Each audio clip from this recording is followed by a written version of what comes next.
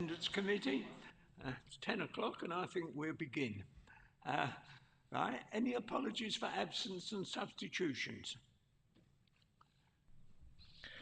Good morning, Chairman. I can offer apologies for absence this morning from Councillors Ferguson, Land and Wiggins, and also from Sue Galone, who's one of the Council's independent persons.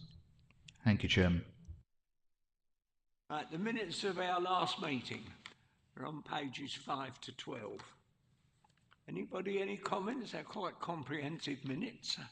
Don't know if there's anything arising from them at the moment, but we'll see in a second. Do the minutes meet your approval, colleagues? Yes, right, thank you very much. And that's a copy for me to sign, presumably there. Yep. That one, right, thank you. Right, declarations of interest. Sorry, Michael, are you moving and Councillor Henderson seconding on the minutes? Yes. I thought there was general hands going up here, I saw. Right then, let's put my military jacket on. Any declarations of interest, anybody? Other than those that might be declared on an item as we're discussing it, of course. Notices pursuant to question Council Procedure Rule 38. None. We have none. Good news. Report from the Assistant Director and Monitoring Officer on the Independent Remuneration Panel and Independent Persons Recruitment System on pages 13 to 16. Don't know any these ideas. I thought this idea of some sort of collective independent panel was a jolly good idea. That's just me personally. I don't know, you know, it's up to other people to point out snags. But what's being said, you don't actually need a panel just for one council. If you had a panel for a small group of councils that was their panel as an independent panel, they would not only bring experience from meeting the other councils, but I think that will be a welcome addition to the way we work, but it's entirely up to colleagues. The suggestions are there in the report. Do you just want me to summarise? Yes, I think it would be a good idea because you wrote the report for us. Thank you very much, Chairman and members of the committee. We have our independent persons here today who also form the Council's independent remuneration panel. At Tendring District Council several years ago, there was a decision at full council that whilst the roles are separate in their nature, they're covered by separate pieces of legislation, it was felt for tendering that it made sense to go out to advert for individuals that would be interested in both of those roles, especially in relation to the independence side of it. That's worked well for tendering since 2019, and however, in November 22, there was a decision of full council to explore joint working arrangements with independent remuneration panels and with other councils. So that work started. I was in contact with fellow colleagues across Essex. The only authority at the time, and is still at the current position, that was interested in the joint working on an IRP was Braintree District Council, but not joint working in relation to independent persons. Having said that, with independent persons, we have an arrangement with PLP, which is Public Law Partnership, which is authorities across Essex, Hertfordshire and some of Suffolk, where we can pull IPs if we want to. So that's sort of already in existence, and there was no interest to go any further than that arrangement. With regards to the IRPs, Braintree District Council went out to advert, and in their information pack they actually made reference to joint working with other councils if anybody was to apply for the role. Tendering was not specifically mentioned, it was just open to Essex councils. and I assisted them with their recruitment process just recently. The proposals that are before you today is that the joint appointments for the independent remuneration panel and the independent persons would cease. These would be recommendations onto full council because decisions are required there. We continue with the future arrangements to explore the joint independent remuneration panel, and that delegation for recruitment be given to the Chief Executive. At the moment it's with the Chief Executive, but the request is to include myself in that delegation. And the reason being for that at the moment is, whilst we've the Braintree process has been quite successful, there is still one interview to take place. And also as well, we do need full council to actually sort of approve to continue to explore the independent remuneration panel process. We need to get those approvals, and then we need to do our own recruitment for tendering. The idea is that once those ones that are successful at Braintree could then be interviewed by tendering as well, so we were happy as an organisation for those individuals to be part of our RP, and then we would sort of collectively pull them together for a panel.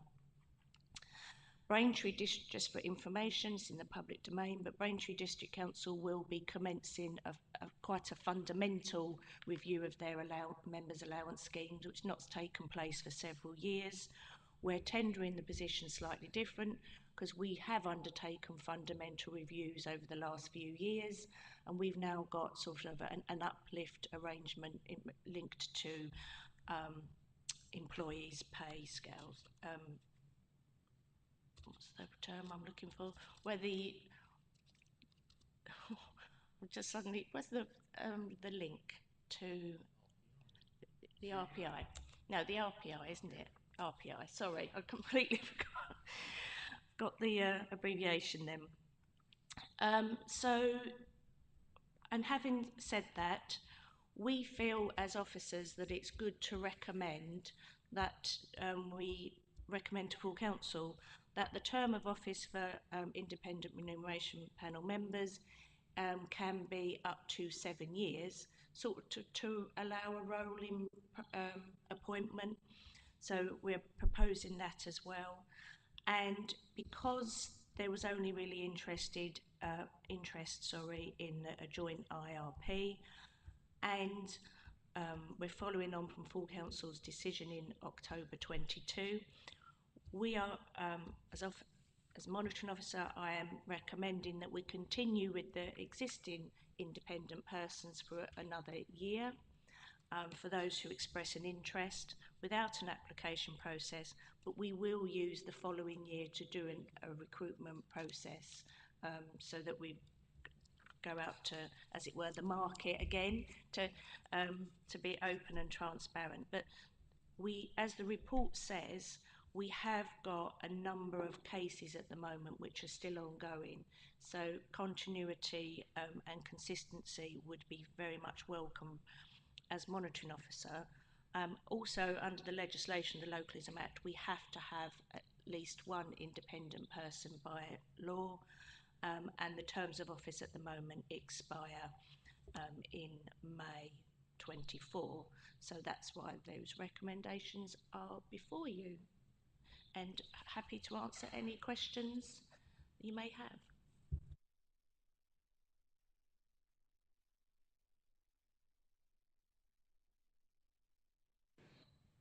Yeah, can I just ask, Lisa, obviously this link up with Braintree, I know with sort of Zooms and everything else, they're quite a way across the district. Do you feel, are you comfortable with that it would work? Thank you. One of the questions that we asked through the interview process at Braintree was about joint working. I introduced myself as from tendering, so they knew where we were looking at. And we also talked around doing hybrid sessions. So some of them could be remotely, but there would be a requirement to travel as well. And two of our current IRPs travel from Suffolk. So we are used to that arrangement, but everybody that was interviewed expressed an interest in the joint working arrangements. Yeah. Just ask Lisa, up to the 7-year period, that's quite a long while, isn't it? So are we going to have a bank? Will both sides have a bank of independent people? The current IRPs have been in place since 2019, 18, 19. So that's been sort of longer than the sort of 4 years anyway.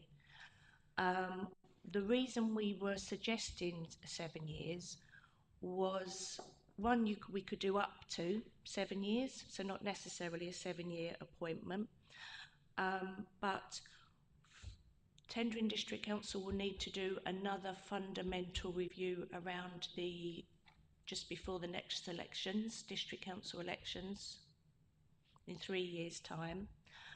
And then we wanted some sort of overlap as well into the next election term to provide us with a bit of comfort. And also as well, you don't know when you're going to need to do a review of the allowance scheme, what comes up. But also it means that we don't have to keep recruiting for the 4-year cycle. Mm-hmm.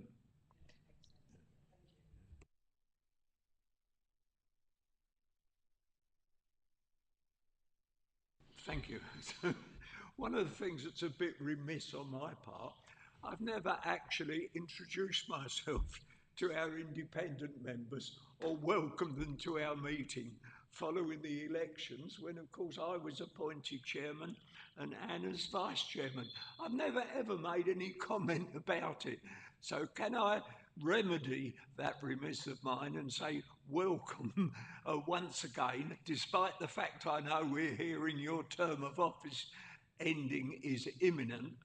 And I think it might be interesting for us to know, because you've only read the agenda the same as I have, what's your view? How do you feel about it as the independent members on our panel? How do you feel about the idea almost of a pool of independent members for a group of councils who any 3 or 4 or whatever might be nominated to come to a meeting for a particular function? I know that's out of the blue and a bit of a cheek on my part, but could I ask you, as I say, apart from thanking you for serving with us, but could I ask you what your view is of this idea? Yes. Thank you, Chairman. So I think Lisa's talking about a panel for the independent remuneration as opposed to independent persons sitting on this committee. That correct? Having done both roles for 5 years, the skill set required for the IRP is quite specific, I would say, and not necessarily in line with people who might want to be an independent person. So I think the distinction between the two roles is quite important, and I don't think they need to be linked at all. I think you can have different people. For me personally, having been on the IRP, remote Zoom meetings doesn't really work when you are doing a full-scale review of allowances. I think you need to all be in the same room. So for me, the travelling would be a potential issue. I mean, I know that other people that wouldn't be the case, but for me personally, I don't have the time capacity necessarily to travel long distances at the moment. Can I just add to that? I have had this conversation. Did we have a conversation, or was it about email? I can't remember. With Lisa, and expressed the fact that I was quite happy with the idea. I thought it was a really good idea. I also thought that having members of IRP and IP was 2 for 1, and it was good value for money for Tendring District Council rather than splitting them. But I understand there may be reasons why you do want to split them. And so I think it's a good idea, but I'm quite happy. I already travel sort of 20, 30 miles to come here, but I think that's a bonus because I'm independent, really outside the area, and not influenced by what your local papers say. I've been here longer because I did both of them before, and I do completely agree that they're different skill sets. And I actually think it's quite desirable that sometimes councillors can feel quite strongly about members of IRP panels, and I think that makes us less independent because, you know, we meet people, and I think it's probably better to be completely beside that. So I think it's a good idea. I think maybe members of the council might feel happier that it's further away. It's 2 councils together on a sort of personal thing. I think I am independent person to Chelmsford Council, and so therefore I am independent persons to 2 places, and they are quite. Everyone is individual, so I'm not sure a pool of independent persons would work quite so well because different councils work in different ways. Thank you, Chris. Thank you. Right. Well, you've got the report here, colleagues. You've got the recommendations in the, where are we? No, turn the page back again. In the centre of page 15. And these recommendations would come from us to hopefully seek approval from the full council meeting for this change. It sounds in some respects as though it's 6 of one and half a dozen of the other a little bit. There are some advantages, and clearly the benefit of the contributions made by our independent members are knowledge to us. We can get just a little bit tendering oriented, which is our job, but there are other interests at stake as well. So could I ask colleagues whether you'd be prepared to accept that these recommendations do go to full council with our support? Could I ask? Those in favour, please show. Can we have a mover and seconder? I beg your pardon? Can we have a mover and seconder, please? Yeah. And they're all clamouring.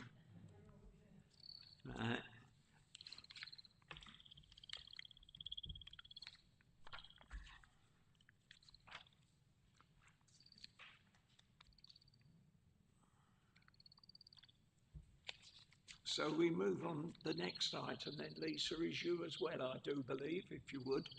Thank you.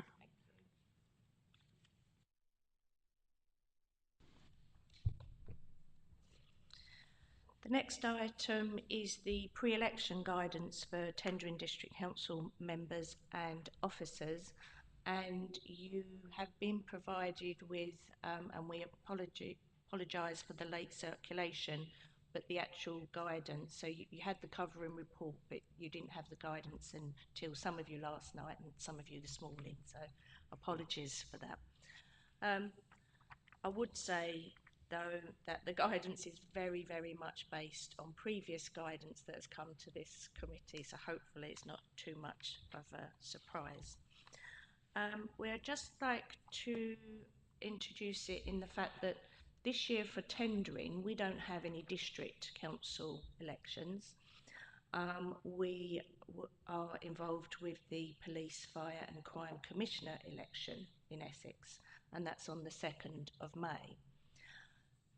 We, as officers, and that the guidance note that you've got here is in the name of Ian Davidson as the Chief Executive, which is standard practice for tendering district council, and he issues this as the Chief Executive, but he also provides the role of the local returning officer. Keith Simmons is the Deputy Local Returning Officer, and the guidance also makes reference to myself as Monitoring Officer in relation to members and the Code of Conduct. So every year when we are required to consider this guidance, we look to make sure that it's still compliant with the existing code of practice and whether that's been updated at all. But also as well, the Local Government Association, they always provide their most up-to-date guidance as well. And this document has taken into account both of those. It's, I feel, important to highlight that with the frequently asked questions with the Local Government Association's guidance, they have stated that if your authority is not holding a sort of an election in their area for district council, then the pre-election period restrictions do not apply. However, they do say that caution is recommended and the council must be mindful when issuing any communications or engaging in any activities to avoid anything which offers undue influence or advantage that might affect the election. So in this case, for the Police, Fire, Crime and Commissioner. Therefore, as officers, we feel that as we have to be mindful and cautious, then we should issue guidance to assist members and officers in this period. The pre-election period will commence on the 22nd of March, which is Friday. And the guidance sets out, as it says, for council decision making, publicity, use of resources and security. It follows the same format as we've used before, as I've said, and really it's for the members of the Standards Committee just to provide any comments to Ian Davidson as the Chief Exec on whether you sort of found the guidance helpful, confusing, otherwise, before it's issued out to members and officers. So, got any questions, councillors? Then I'll hand over to you. Any comments? It clearly follows all the help we can have, including the latest LGA advice on the subject. So. Yeah, I think guidance is always very helpful, so it's always good, and I think to go out to parishes as well is always a good thing because sometimes they are left behind. And I know some of us are parish and district, but I think if it goes to parishes, it does sort of cover everybody, doesn't it? You notice it says at the start, it's actually, what I liked about it is for everybody. You look at on the piece head under the words introduction, this guidance is for both members and officers. So it's also circulated, as Joy just said, town and parish councillors. So everybody is reading from the same script, which has the advantage that if there is a minor transgression anywhere, you can all refer to the same document. There's no question about anybody not having had the information. So is this acceptable now to colleagues? It's gone out. Has it gone out yet?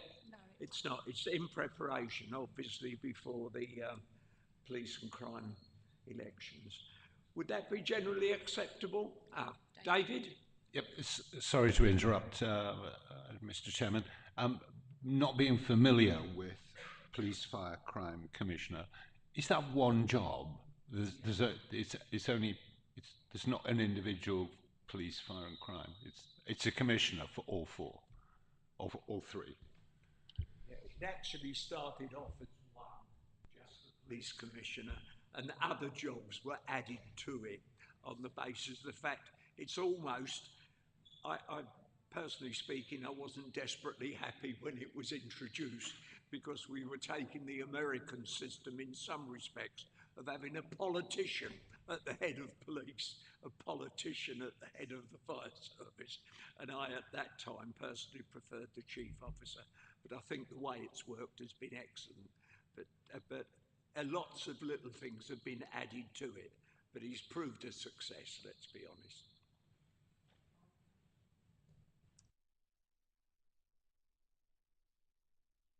Can I just add to David, they did get rid of the fire authority. There used to be a board of members on that which formed the fire authority, and they scrapped the fire authority and gave all the powers to the police, fire and crime commissioner. So it was possibly a political decision, but that's for people to decide. Endorse this for circulation as suggested. Yeah? Moved by Joey, seconded by Jane. Okay.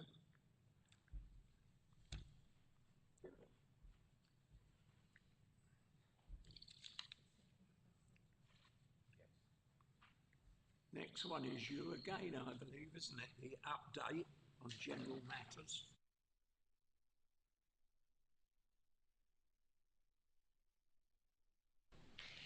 Thank you, Chair, and good morning, members and IPs. Next item is the Council Monitoring Officer update for March 24. Since our last meeting, there have been 3 complaints received and all closed with no further action. We have 2 that remain ongoing, and then another new one has come in that is ongoing too, and there's a brief summary about what the matters relate to. So overall in 23-24 we've had 8 cases received, 5 cases meriting no further action, and the 3 ongoing. Code of conduct training sessions for town and parish members are still required. We've spoken about this before. However, this is still to be determined with officer and venue availability, but as soon as those are available, those will be conducted. And again, we intend to do a couple of sessions across the district to try and help geographically for members. Dispensations for this period. The monitoring officer granted a dispensation for all district members in relation to a report from the Assistant Director for Council Tax at the Human Resources and Council Tax Committee, which was conducted on the 26th of February 2024. And then I believe, Lisa, you have an update for the committee? Yes, thank you. At Cabinet meeting last week, which was the 12th of March, I also granted a dispensation to a portfolio holder who was presenting a draft strategy to go out to consultation. Within that draft strategy, there was reference to a premises in which the portfolio holder had an interest. So I did grant a dispensation for the Cabinet member to be able to present that to Cabinet for a decision to be made. The Cabinet did decide to publish the draft strategy for consultation. The reason I granted the dispensation at that time was that it was a draft strategy and there was no decisions actually being made on the content. So we'll come back as to once the consultation has been concluded, and then we'll have to decide what to do with regarding the dispensation going forward. The other thing I would say as well is we are not, the numbers of cases this year have not necessarily increased overall. However, there are 2 or 3 cases now which are taking longer to resolve for different reasons, of which we don't go into in the public domain, but they are definitely becoming more time consuming for officers.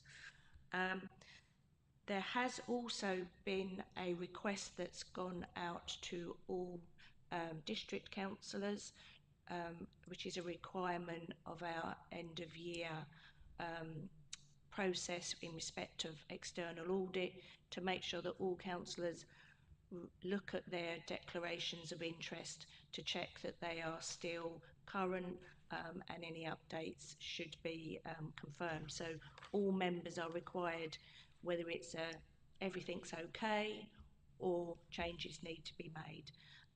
So that's gone out by a member of my teams, and all district councillors should have received that within the last week or so. Thank you, Lisa.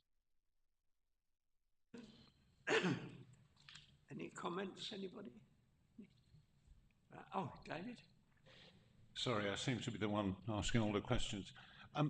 Lisa, there's a case that you're holding that the original hearing was postponed and then the next one was cancelled. Is that sort of cancelled full stop? No, it's not been cancelled full stop. The date needs to be rearranged.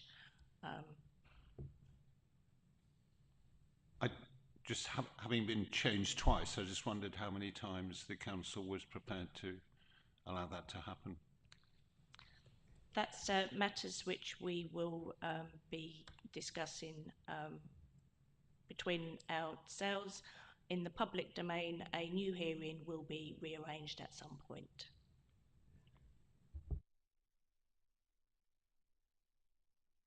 Any other comment? That actually, I think, concludes our business virtually. So thank you all very much for attending. Don't disappear, but I think that's the end of our formal meeting, and I thank you for attending. Please remain where you are.